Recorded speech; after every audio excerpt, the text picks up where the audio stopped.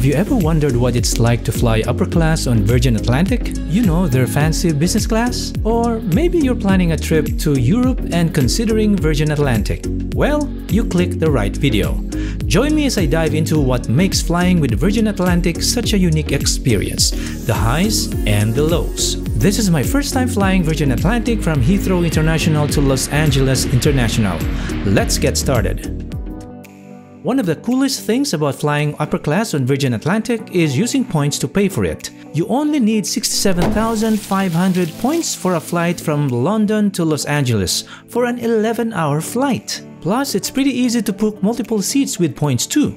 That's pretty sweet. As soon as I walked into the upper class cabin, the first thing I noticed was how beautiful it looked, especially with the pinkish mood lighting. I gave the cabin a chic and modern feel. And get this, the lighting changes throughout the flight to match different faces, which makes the whole experience even better. My wife and I were seated in the middle, in 11D and 11G, the last row in upper class. The first thing I noticed was the glossy finish on the seats. They have this sleek white high gloss finish with rose gold trim, giving them a really modern look. It's pretty unique compared to other airlines that usually have matte finish seats, adding to the overall chic vibe. When I got to my seat, a pre-departure drink was handed to the passengers. The faux leather seat is maroon with bright red accents, but they are tighter at only 20 inches wide, whereas most airlines offer about 22 inches. But the wear and tear on the seat is so visible. In front of me is this 18.5-inch widescreen TV. What's really cool is how it opens up.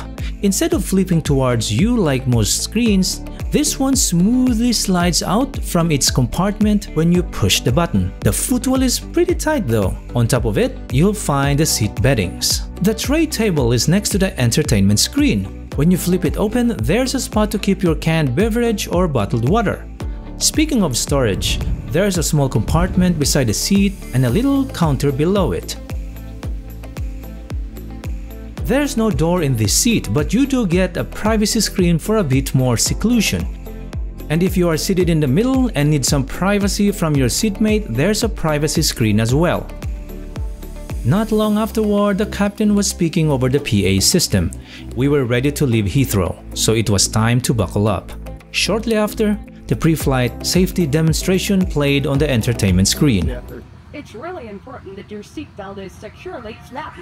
While the pre-flight demo was still playing on the screen, I decided to check out the amenity kit. At first I was like, seriously? A crumpled paper bag? But then I realized it's made from recycled materials, which is pretty cool. I hope more airlines follow Virgin Atlantic's lead because, let's be honest, most frequent business class flyers probably use the amenity bag once and then toss it or let it collect dust. The bag looked pretty slim, so I wasn't expecting much inside. But there were some unique items you don't usually find in other airline kits. Let me show you what I got. A pair of socks, a bamboo toothbrush, another eco-friendly touch, Ren hand cream made from kelp, an eye mask, earplugs, whitening toothpaste, and Ren day cream.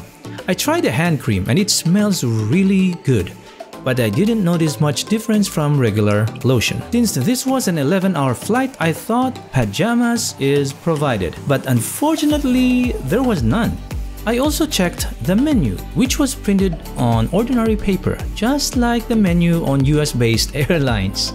Asian and Middle Eastern airlines usually have more elaborate and beautiful menus in business class. However, Virgin Atlantic's A350 features a unique social space called the Loft, or the booth on select planes. It's not quite a bar, but it's a great spot to relax and stretch. The ceiling design is beautiful, and it has mood lighting and a 32-inch monitor. The seats are comfortable, with a small table for a tablet or laptop on one side. Additionally, there are snacks on the counter for passengers to grab as they please. About an hour after takeoff, the cabin crew started serving the meal. They handed out a selection of bread. What do you have? We've got a sourdough, wholemeal, or white. Sourdough. I went with sourdough. This salt and pepper shaker is really cute, don't you think?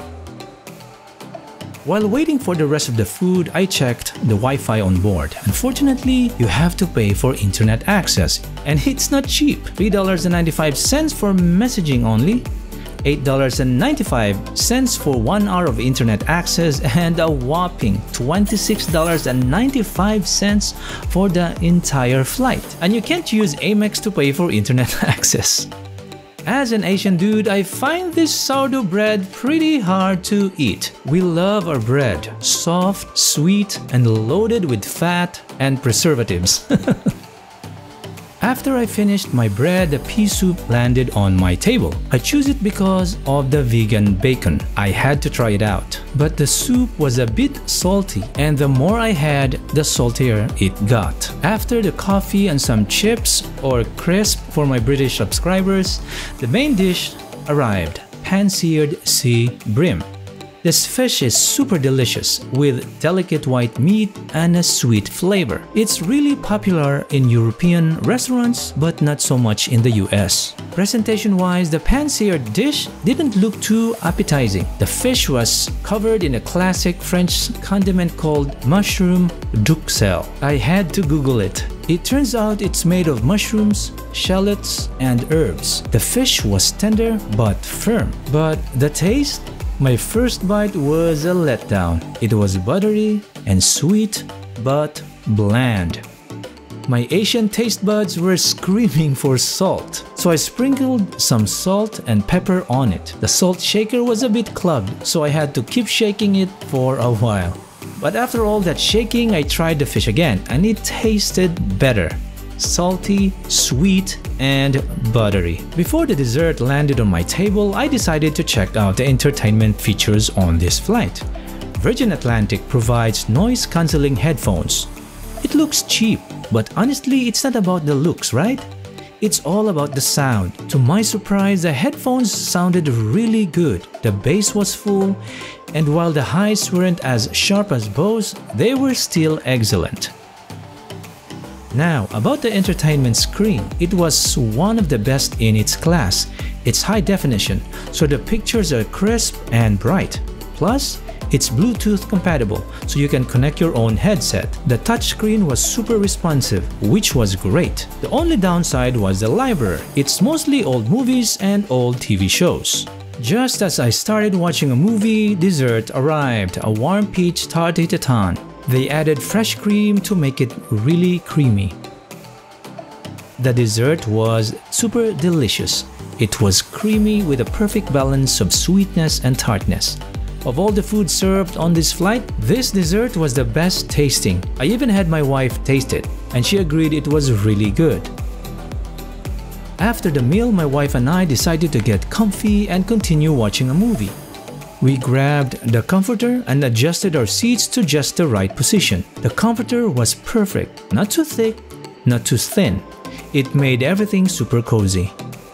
After a few hours of watching, the cabin crew started handing out sorbet to passengers. Of course, I had to try it, especially since this was my first time hearing about this brand, Northern Block. I was intrigued by the Alfonso mango and passion fruit flavor. Well, the taste was just like a typical mango. They also had some unique feel-good drinks like this kombucha beverage. I got interested because the resort we stayed at in the Maldives makes its own kombucha with many flavors, and it was so good. But this one wasn't that good. While I was deep in a movie, the cabin crew came by and asked if I wanted something to eat or drink. Since grilled cheese was on the menu, I went for it. It tasted good, but it was chewy like it had been microwaved. I had my wife try it too, and she agreed it was chewy. I also asked for another feel-good drink, a healthy energy drink this time. It was fizzy and flavorful but not sweet, with a slightly bitter aftertaste. About 2 hours before landing, I thought they'd start serving breakfast. Sure enough, the crew came around to see if I wanted something to eat before we landed. I asked about the breakfast options, but she said there wasn't any breakfast, just small plates. I was surprised since it was an 11-hour flight. I checked out the small plates and went with the vegetable gyozas. A few minutes later, I got the vegetable gyozas. I dug in. They came with 3 dumplings, sesame slaw, and a sweet chili dipping sauce. They were really tasty. The wrappers were nice and crispy from being pan-fried, though a bit chewy. The filling was a mix of cabbage, carrots, and mushrooms. There was a bit of heat from the garlic and ginger, but it wasn't overpowering. The dipping sauce added a perfect savory and tangy touch. So, what do I love about Virgin Atlantic Upper Class? Definitely the seat. Even though it doesn't have doors for complete privacy, the glossy finish really stands out compared to other business class seats. The mood lighting also in the cabin adds a touch of sophistication. Another highlight is the loft, which is pretty unique on the A350 aircraft. It's a great spot to relax, unwind, and stretch out. The service is also a big plus. The crew is super attentive to the passengers' need. However, the food is where Virgin Atlantic falls short. It's not as good as what you'd get on airlines like Air France, Qatar Airways, Etihad, Emirates, and other Asian airlines. But it's still better than most US-based airlines. And only having one full meal on an 11-hour flight isn't great. Even Air France offers 2 full meals on an 8-hour flight. If you want to see what real gourmet food in the sky looks like, check out my experience flying Emirates first class by clicking the thumbnail. I hope you enjoyed watching this video. Until next time, fellow travelers, bye for now.